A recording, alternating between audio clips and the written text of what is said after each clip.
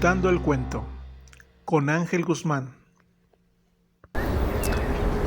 Estamos en Contando el cuento, mi nombre es Ángel Guzmán y hoy hace 155 años, 19 de julio de 1867, el capitán Simón Montemayor, con las palabras "apunten, listos y fuego", con estas palabras se celebra o conmemoramos el fusilamiento de Maximiliano, Miramón y Mejía, aquí en el Cerro de las Campanas. Me encuentro en este lugar. Atrás de mí está la capilla conmemorativa a este fusilamiento. No crean que aquí se encuentran los 3 fusilados. Simplemente, después de muchos años, se dice que el gobierno austriaco mandó dinero al gobierno mexicano para que pusieran esta capilla conmemoración al fusilamiento de Maximiliano de Habsburgo. Pero en la realidad hay otros mitos que dicen que es el pueblo mexicano, para congraciarse con el gobierno austriaco, construyó esta capilla conmemorativa. No hay ninguna tumba ahí, no hay ninguna cripta.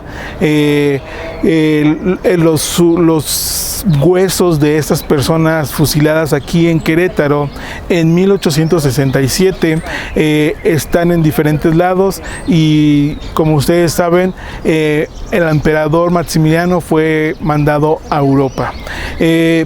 Normalmente, por lo de la pandemia, está cerrada la capilla. Simplemente hay unas pinturas y un altar. No se celebra ninguna celebración litúrgica en capilla. Simplemente es algo conmemorativa.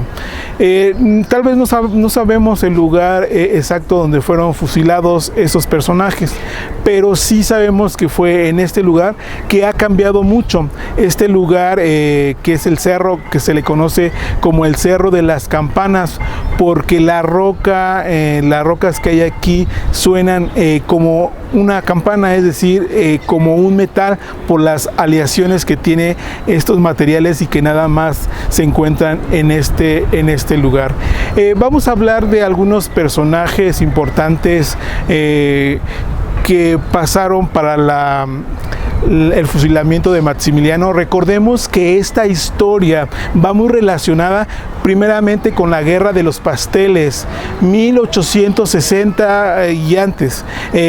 Después recordemos que en 1862 viene la Batalla de Puebla, el 5 de mayo, en donde Zaragoza vence, entre comillas, acuérdense que ya hemos tocado ese tema, entre comillas, a los franceses, porque realmente los franceses que estaban en Veracruz iban avanzando a la capital. Y recordemos que esa batalla fue sí un triunfo de Zaragoza, pero tristemente las tropas francesas siguieron avanzando a tal grado de que llegaron a la capital de México, al Distrito Federal, que hoy conocemos como la Ciudad de México.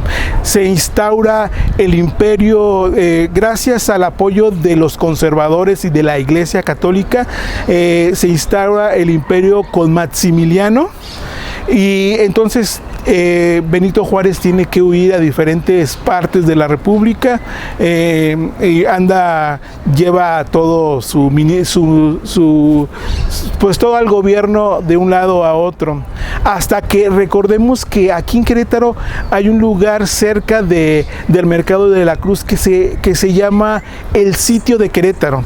Es allí donde las fuerzas republicanas vencen al imperio, y es en ese momento en donde y con la consumación del fusilamiento de Maximiliano, en donde se restaura la Segunda República. Recordemos que el primer imperio viene con el emperador Santa Anna y después con Maximiliano, y esta es la segunda restauración a manos de Benito Juárez. Mencionaremos algunos personajes. Maximiliano tuvo 4 defensores que él contrató, 3 liberales y 1 conservador. Hay uno que me gustaría mencionar que defendió a Mejía, a Tomás Mejía, y fue Próspero C. Vega. Próspero C. Vega, aquí en Querétaro hay una calle que va desde Avenida Universidad a 16 de septiembre. Allí se encuentra esta calle que da esquina con el Templo de Santiago, que mucha gente nada más la conoce como Próspero C. Vega, pero no saben quién fue Próspero C. Vega. Próspero C. Vega fue un importante abogado queretano que defendió en este momento a Tomás Mejía, que recordemos que Tomás Mejía, él mismo